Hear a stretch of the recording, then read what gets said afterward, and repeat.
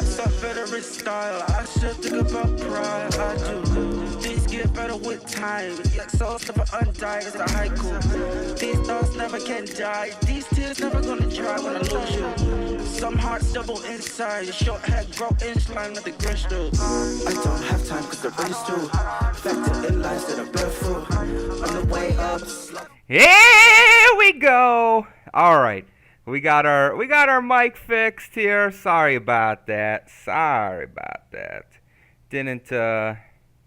Definitely didn't mean to,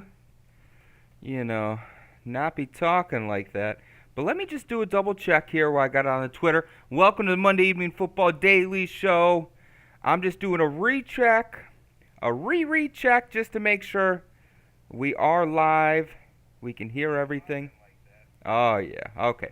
Much better this time around. Sorry about that. We're running through some technical difficulties. Couldn't get the camera to connect. Audio issues.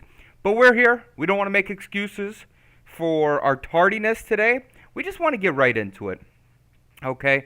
We have football. Back today, Thursday Night Football. We got a great matchup today. We are going to get into it. It's going to be a good one. We're excited for it. We got the Baltimore Ravens against the Tampa Bay Bucaneers. So we'll break that down and more for you guys today on this Monday Evening Football Daily Show, October 27th. Hey, still Breast Cancer Awareness Month, so if you haven't bought your Colleen cookies, definitely check those out. Be a friend, tell a friend, let people know. These Colleen cookies are out there and they slap dick. So, that being said, the cookies kind of started from Russell Wilson, and of course he's trending in the news today. Because what's he doing on a flight that's about 8 hours to London? He's working out and stretching in the aisles. Definitely not falling asleep on the plane. He's got too much stuff to do. It's like, I'm going to watch some film. This is a great use of my time, watch some film. I'm Russell Wilson, Mr. Unlimited. So, I'm going to obviously watch some tape, watch some tape on the flight. And while these other jabronis are sleeping, I'm going to be getting my fucking PT, physical therapy, stretching on. I'm going to be stretching down these aisles, okay? I know you guys are trying to sleep, but, when greatness is calling, I got to be great. So, Russell Wilson obviously getting ready for the London game. He says he doesn't get jet lagged either. It don't matter. Jet lag, no big deal to me. Never been a concern in my life. So, hey, we'll see how it pays off for Russell and the boys out there. After that long flight and, Russell Wilson not letting anyone get any sleep. Hopefully it works out well for him. Is really, at the end of the day, I guess all you can hope for. But obviously, it's just great to see some more Russell Wilson behavior. Just dude being an absolute clown. But it is what it is at the end of the day. And I did see that the GM, came out defending his extension of Russell Wilson, $245 million, saying, they're under a lot of scrutiny, him and Nathaniel Hackett, but they do think they'll be able to get it turned around. So, that being said, the trade deadline is coming around. It is coming around, and there's a lot of talk about what the Green Bay Packers should do. Aaron Rodgers and company. Obviously, they could use a receiver. So there's a couple names dropped on who they could target. Obviously, Jerry Jeudy being one because Denver, is having struggles. I don't think Denver is going to be shipping off pieces. It just doesn't seem like that's where they are based on what their GM just said. So I don't feel like that's a realistic one. Brandon Cooks was another receiver out there named that could be a potential target for the Green Bay Packers, which, definitely brings some speed, wide receiver one abilities. Definitely something that the Packers could use in these Devontae Adams-less times. You know what I'm saying? And then the last person they had mentioned, I believe he plays for Philly, was actually an offensive tackle to kind of shore up that offensive line that the Green Bay Packers have been struggling with dearly. And who was that person? Let me just pull it up here. Andre Dillon, which, he's an offensive tackle, could help with the David Bakhtiari situation as he's still recovering. Give them a little extra assurances there. Could be something to do to help shore off that offensive line and really start being able to just pound the rock. So, we know Green Bay's, they're headed to Buffalo this week to play the Buffalo Bills after dropping 3 games. And they got a decent way to travel, but someone who's been traveling all over the United States because of their punctured lung and haven't been able to fly is Jordan Poyer, the safety for the Buffalo Bills. Since he had a punctured lung, he wasn't able to fly, so he did drive out to Kansas City for the game when Bills played them. He's a little excited that this week, he's only going to have to drive from his home to the stadium in Buffalo. A lot less drive. He has been cleared to fly for air travel at this time. So I mean, even if he wanted to fly from his home to the game, he could. He elected not to go home during the bye week to Florida. He said that it just didn't make much sense after he had gotten cleared. Said he figured he'd probably just stay here instead of having to go down there and turn right back around. So we'll see. We'll see what happens with Jordan Poyer. He might get one on A-Rod. I ain't gonna lie. He might get one. But I think he's still a little weary of air travel, and Aaron Rodgers is gonna be bombing it this week. So keep an eye out for that.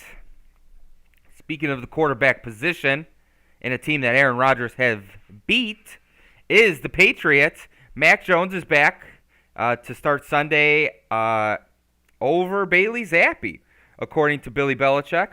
And now Bill, he's no pushover, so you're not going to get him to say something like, "Yeah, I made a mistake." No, and he's not going to be like, "Oh, well, Bailey Zappe's your guy" either. He's like he'll flip-flop between the two based on what his team's best needs are.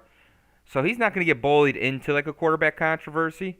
But Mac Jones being the guy this week, he thinks, against the Jets, Robert Saleh's Jets, who have been bobbing and weaving. So we'll see how long Mac Jones is in. We'll see if Bailey Zappe comes in at all. And we'll see if Bill Belichick's really being honest about using both these quarterbacks together in games. We'll see. I mean, it definitely throws defenses off. You got to prepare for 2 guys, not just one. Mac Jones and Bailey Zappe, although a little similar in the fact that they're white, play a little different. Need to be a little different style of football, just a little bit different. Nothing crazily different. They both are able to run Bill Belichick's offense, and I think now that Bill has seen that, he's going to try to scheme and do some stuff that really sets the Patriots up to be a good football team. So we'll see how that develops. Some trades that have happened this week. We saw yesterday that the Bears traded defensive end Robert Quinn to the Eagles for a 4th-round pick. I did see a lot of Bears fans on Twitter not super happy about the compensation, but I also think that's just a little naivety to think, it's a little naive to think that, every player is a 1st-round pick. I think we would all love every player that's on our team to be for a 1st-round pick. But it's just not the times we're living in. Let's see. Quinn was subject to trade rumors throughout the offseason. New front office come in, figured, hey, we kind of have a team. This is a piece we can move to get, potential draft pick to help set us up next year, get younger at the position. Hopefully it pays off for the Bears. We will have to wait and see on that one. But it does look like the Eagles are fully on board of a win-now situation. And they are a scary team, and they get better with defensive end Robert Quinn. That adds depth to their, defensive line, shores it up, and yeah, we'll see what kind of havoc he can wreak in Philly. Wreak? Yeah, havoc he can wreak. Yeah, you wreak havoc, right? Wreak havoc. Yep. That's right. So, hey, let's get into it. Ahead of Week 8 here. Before we get to the game of the night tonight, let's talk about the offensive line power rankings ahead of Week 8. This is from Pro Football Focus. And let's read. Obviously, number 1's offensive line this week's Philadelphia Eagles. Cleveland Browns have the second best. Baltimore's moving up one to the third best offensive line this week. Hey, the Green Bay Packers move up to the fourth best offensive line. But this has David Bakhtiari in it. Interesting. Reshuffle saw Elton Jenkins kick in toward the guard, where he earned the worst PFF game grade of his season. Jenkins has had quality play at guard on his resume, and so we would expect him to be better. Well, that's Pro Football's focuses. But that gives you the top offensive lines heading into Week 8 that, according to Pro Football Focus. So we'd love to see that Packers line, really be the number 4 offensive line, as they say here. But, sometimes that's not the case. So Thursday Night Football, let's get into this game. Let's kind of dissect it, see what's going on here. Let me get a sports book up. That way we can talk to those things as well. And I don't even know if it's going to give me... I don't think it's going to let me, but maybe. Let's see here. Let's see. So Baltimore Ravens... I think the Ravens are like plus 142. So let's see here. Let's get Thursday Night Football. Let's break it down.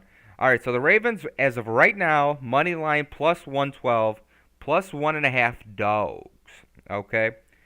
So the Ravens are expected to lose this game against Tampa Bay. So here's my question. Did Tom Brady and the team get everything they needed to get figured out? And do they have the ship moving in the right direction? That's what I want to know. Because did they lose last week too? They did, to Carolina. And they lost to the Steelers the week before. So, and let's take a look.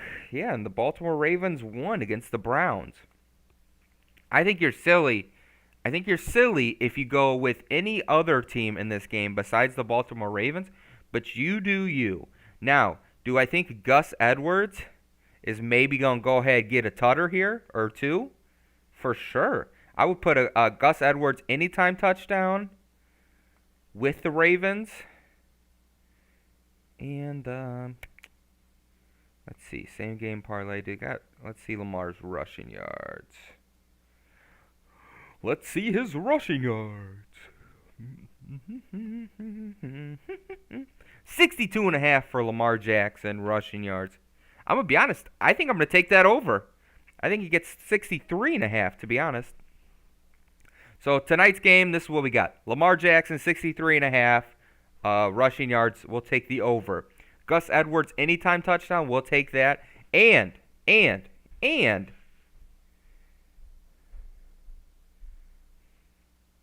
Baltimore Ravens money line. So that's what we got for you. Enjoy your Thursday Night Football. We'll be back tomorrow for some Friday football talk. Alrighty.